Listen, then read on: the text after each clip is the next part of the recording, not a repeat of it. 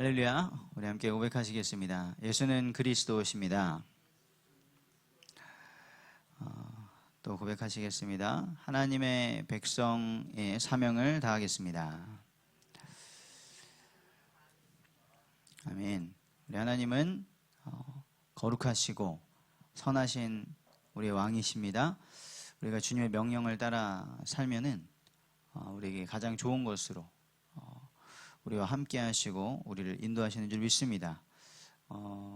우리를 경작하는 자로 만드셨다고 하셨죠. 그런데 그 경작하는 것이 생존을 위해서 먹고 살기 위해서 하는 것이 아니라 하나님의 지혜와 하나님의 그 세상을 만드신 능력들을 더 발전시키고 발견하면서 하나님의 나라 확장을 위하여서 우리를 경작하는 자로 그런 노동의 일도 할 수 있도록 만드신 줄 믿습니다. 이 세상에 많은 그런 직업이 있고 일들이 있는데요.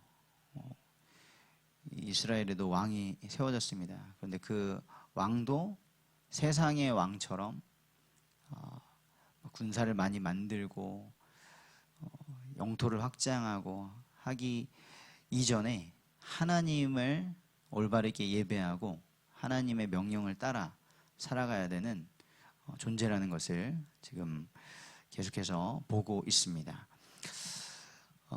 우리가 살아가면서요, 늘 원수가 있죠.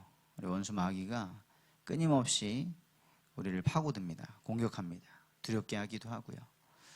또 그것이 우리의 마음에 있는 욕심과 또 두려움과 맞아 떨어지면 정말 믿음이 온데간데 사라지기도 합니다. 어떤 때는 사람을 통해서, 어떨 때는 여러 가지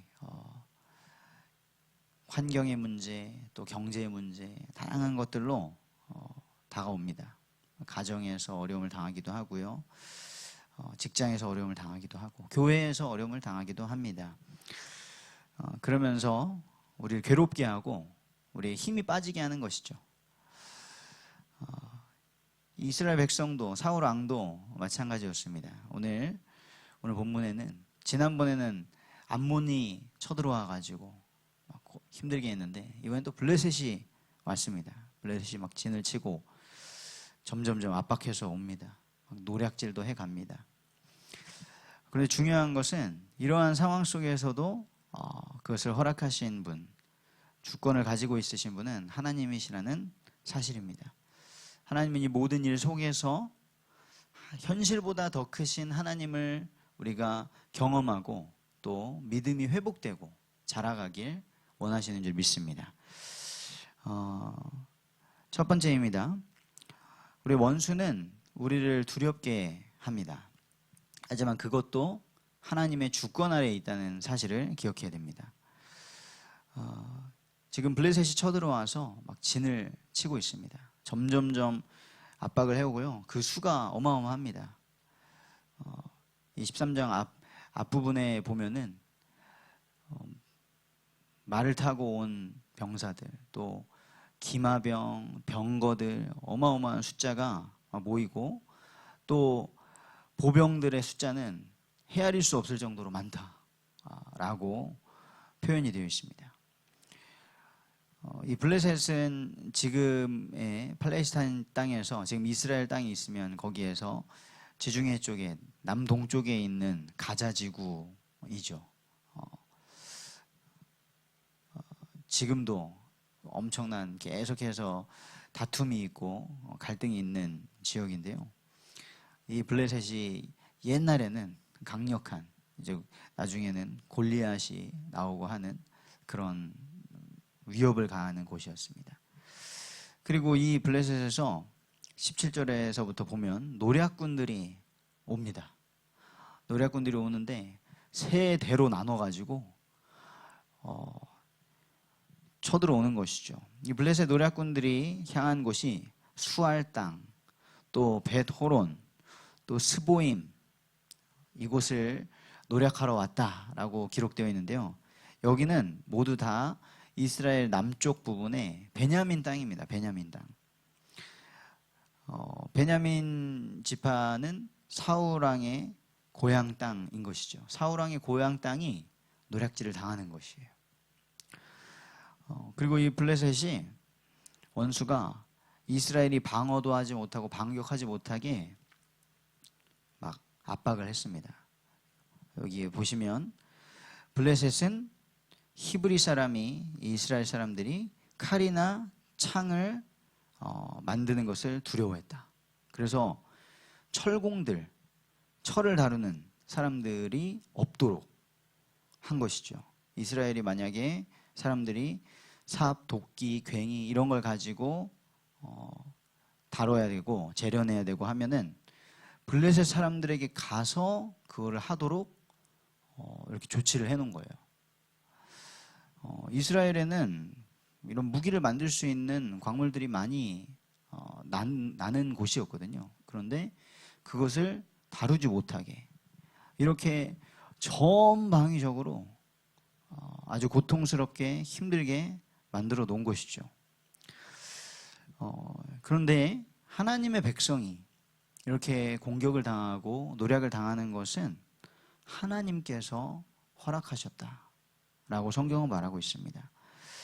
그 이유는 그들의 죄와 불순종 때문이었습니다. 이사야 42장 24절에 보면 야곱이 탈취를 당하게 하신 자가 누구냐? 이스라엘을 약탈자들에게 넘기신 자가 누구냐? 여호와가 아니시냐? 우리가 그에게 범죄하였도다. 그들이 그의 길로 다니기를 원하지 아니하며 그의 교훈을 순종하지 아니하였도다 라고 말씀하고 있습니다. 하나님은 처음부터 이스라엘 백성들을 자기의 나라로 삼으시고 내가 너희의 하나님이 되겠다라고 언약을 체결하셨을 때 말씀하셨죠. 그들을 젖과 꿀이 흐르는 땅 가나안 땅으로 인도하셨을 때에 그 가나안 땅은 하나님의 보호하심이 없이는 절대 살아남을 수 없는 그런 끼인 땅이었습니다. 하나님께서는 가나안 땅에 들어갈 때도 그 모든 7 족속들을 완전히 몰아내라. 그렇지 않으면 그들이 너희들의 옆구리에 가시가 될 것이다 라고 말씀하셨었는데요. 이미 그 가나안 땅에 들어가는 때 정복하고 여호수아 세대 다음 세대가 오고 사사 시대가 됐을 때 사사기 시작에 보면 하나님의 말씀에 그렇게 순종하지 않고 그 지파별로 땅을 정복했는데 나눴는데 거기에 살고 있던 원주민들을 다 쫓아내지 않아가지고 가시로 다시 돌아오는 그런 일들이 반복되는 것이 사사기였죠. 그리고 그 사사 시대가 끝나가고 왕정 시대가 시작되는데도 계속해서 원수들의 공격이 있는 것입니다. 하지만 하나님은 그것이 다른 나라들이 막 강해가지고 쳐들어오는 것이 아니라 하나님이 그들을 사용해서 하나님의 백성들을 이렇게 어려움 당하게 하시는데 그 이유가 그들의 죄와 불순종 때문이다 라고 말씀하시는 것입니다. 두 번째입니다. 하나님께서 이 일을 허락하신 것, 그 이유는 현실을 직시하고 그들이 처한 현실을 직시하고 믿음을 회복하기를 원하시는 것입니다. 15절에 보면 사무엘이 그 전에 사울이 자기의 맘대로 사무엘을 끝까지 기다리지 못하고 번제를 드려버렸죠. 그래서 사무엘이 책망했습니다. 왕이 지금 망령되이 행하셨다. 하나님께서 왕이 이 나라의 왕위를 영원히 가져가게 하시려고 하셨는데 지금 이렇게 범죄함으로 왕의 날이 길지 않을 것이다 라고 말했었습니다. 그리고 사무엘이 일어나 이 길갈에서 떠나서 베냐민 기브아로 올라갔다라고 하는데요. 블레셋 군대가 진을 치고 그리고 블레셋 노략군들이 활기를 치고 있는 그 베냐민 땅으로 간 것입니다. 사울과 요나단과 또 그들과 함께한 백성들도 16절에 보면 베냐민 게바에 있고 되어 있는데요. 왜 이렇게 다르게 썼는지 모르겠지만 베냐민 기브아와 베냐민 게바가 둘 다 기브아입니다. 그래서 사무엘과 함께 간 것이죠. 영어 버전에 보면 기브아라고 둘 다 되어 있는데 한글로는 좀 헷갈리게 되어 있습니다. 사무엘을 따라서 사울과 또 요나단과 함께한 백성들이 베냐민 기브아 땅으로 갔습니다. 그곳에 갔을 때 이들은 보았겠죠. 블레셋 노략군들이 가까이 와서 그들의 땅을 노략질하고 있는 것을 보았을 것입니다. 그 어려운 현실을 두 눈으로 본 것이죠. 그리고 사울왕과 함께한 군사들이 600명밖에 없었다. 세어보니까 600명밖에 없었다라고 말씀합니다. 설상가상으로 이 600명에게는 무기도 없었습니다. 싸우는 날에 사울과 요나단과 함께한 백성의 손에는 칼이나 창이 없고 뭐 가지고 싸웠을까요? 삽과 부지깽이 이런 걸 가지고 싸웠을 텐데 오직 사울과 요나단에게만 무기가 있었다는 것이죠. 그곳에서 사울과 또 백성들은 자신들이 얼마나 지금 연약하고 위태로운 상황에 있는지 직면했을 것입니다. 하나님이 이 이스라엘의 왕이 되시지 않으면, 하나님께서 지키시지 않고 하나님께서 도와주시지 않으면 살아남을 수 없다는 것을 깨달았을 것입니다. 이 이후의 14장에 보면요, 이곳에서 사무엘과 함께한 요나단이 먼저 믿음을 회복합니다. 그래서 이렇게 고백해요. 전쟁의 이기고 짐은, 여호와의 구원은 사람의 숫자에 있지 않다. 사람의 많고 적음에 있지 않다. 하나님의 손에 있다 라고 고백하고 아무도 모르게 먼저 가가지고 막 블레셋 군대를 물리치기 시작합니다. 또 그리고 그 후에 사울도 믿음을 회복하여서 하나님께 물으면서, 지금까지는 하나님 제사를 드려도 되겠습니까? 하나님 저 블레셋 막 오는데 어떻게 해야 됩니까? 하나도 묻질 않잖아요.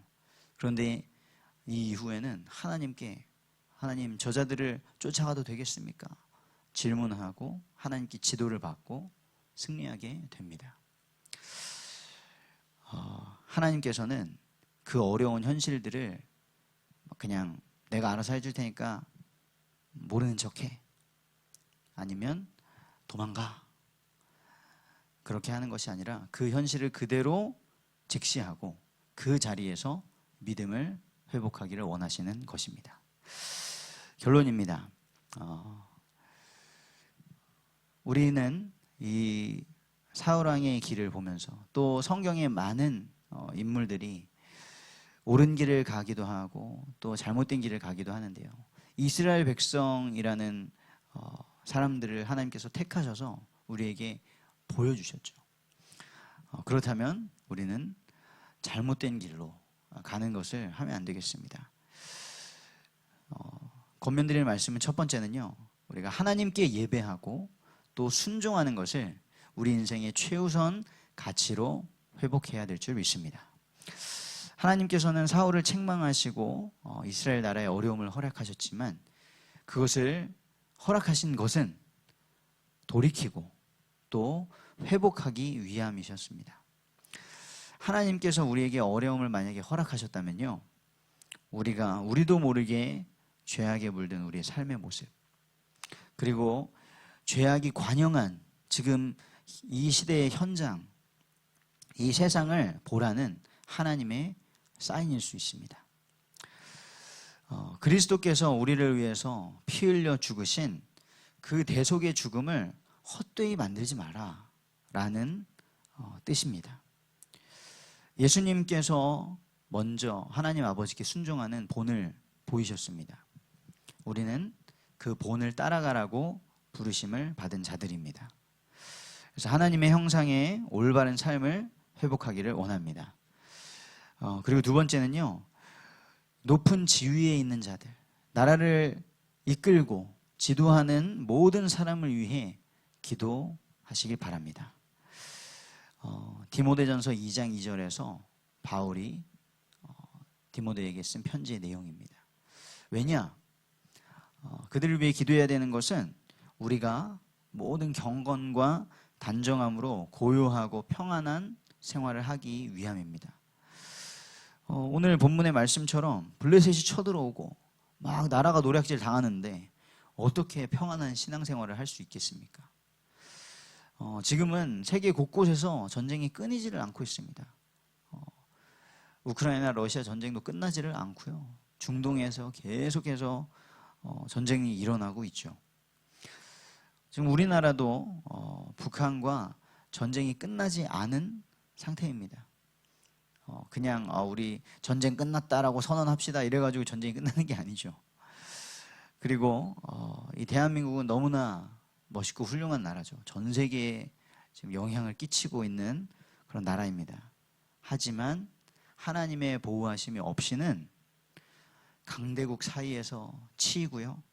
그리고 내부적으로는 서로 잘 되는 꼴을 보지를 못하고 서로 끌어내리면서 서로 망하기를 바라는 그런 지금 멸망할 위기에 있는 것을 봅니다. 노년에 계신 분들은 노년에 있기 때문에 힘들어서 참 우리나라에서 우리가 보이지 않게 많은 고독사들이 일어난다고 하고요. 청년들은 또 청년 세대, 지금 청년 세대들이 20, 30대 세대들이 부모 세대보다 더 가난한 첫 세대가 될 거라고 예상을 하고 있는데요. 청년 세대들이 다 포기를 해버렸습니다. 그래서 도전을 하려고 하지도 않고요. 물론 도전하기 너무 그런 두려운 상황이 만들어졌죠. 그렇기 때문에 우리는 정말 이 나라를 이끌어가는 지도자들이 하나님을 경외하고 미래를 후대를 걱정하면서 일할 수 있는 그런 자들이 되도록 기도해야 될 줄 믿습니다. 오늘도 우리의 삶의 현장에서 하나님의 말씀을 마음에 새기시고 순종하시면서 하나님의 형상으로 또 하나님의 사람으로 하나님 백성으로 살아가는 복된 날 되시기를 주님의 이름으로 축복합니다.